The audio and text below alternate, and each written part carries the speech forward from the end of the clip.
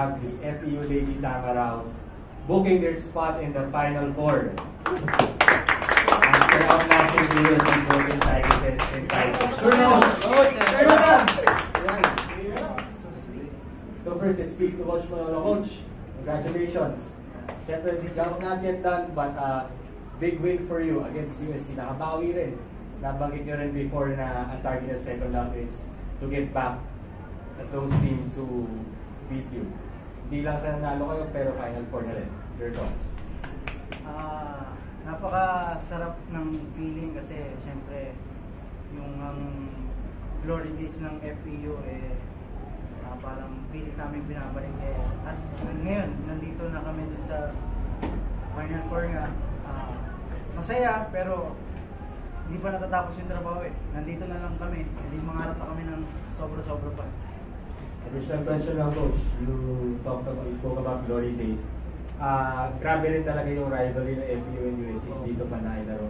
So parang yung pakiramdam na grabe, alive and well. Damang-dama yung rivalry din. I mean, yung rivalry na yan, dati pa Simula pa kay Coach Kid and Coach Emil sa men's. Parang nung nasa men's team ako nung naglalaro ko dati, talagang ang gusto ni Coach Kid nun talagang matalo na lahat unang sa USA kasi grabe yung, syempre, super close kasi sila si Coach Kid and Coach Emil So, yun pa rin. Close sila pero pag labanan na talagang gano'n. Tapos ngayon, hindi nawawala yung rivalry, napakasarap sa feeling pa rin na makita yung rivalry na umuusbong pa, dumadami yung fans pa rin, nabubuhay ulit. Thank you, Coach. And we have Gene Assis with us. He scored 16 points with 13 attacks, 2 blocks, and 1 service case. From the player's perspective, how big is this win for you, especially na isa ka sa mga senior players ng team? Sobrang mahal talaga ng panalin to for us players. Kasi talagang gusto talaga namin bumawi Parang gusto namin pakita na after ng loss namin dun sa first round, kaya namin bumawi sa second round. And yun talaga yung pinaghandaan namin. And super proud kami sa coaches and also sa kapwa namin players na naniwala kami sa isa't isa.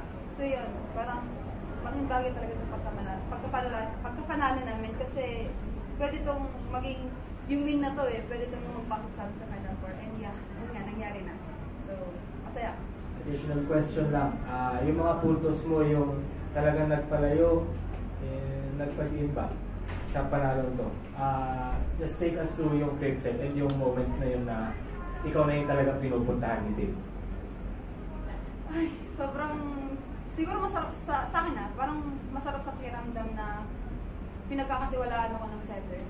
Lalo na sa mga crucial times na last set na, pero sa akin binibigay. So parang, tinitake ko na yung opportunity na yun na, sige, bigay mo sa akin, pagkatiwalaan mo ako, bibigay ko yung sarili ko para sa team.